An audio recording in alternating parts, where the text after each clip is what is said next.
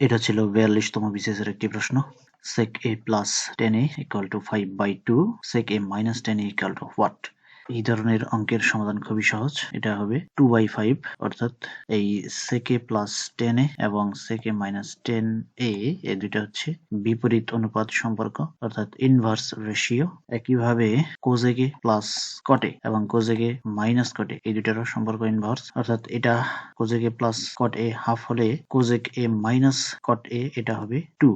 আমরা শুধু দেখব sec a plus 10a এবং sec a minus 10a, এটার জন্য দেখলেই হবে। বাকি cosec a minus cot a সেটা সেম টাইপ। তো আমরা তো জানি sec square a minus tan square a equal to 1। এখান থেকে আমরা লিখতে পারি sec a minus 10a into sec a plus 10a equal to 1। এখান থেকে আমরা sec a minus 10a যদি বের করি তাহলে এটা 1 over sec a plus 10a এভাবে লেখা যাবে, অর্থাৎ সম্পর্কটা হচ্ছে ইনভার্স রেশিও।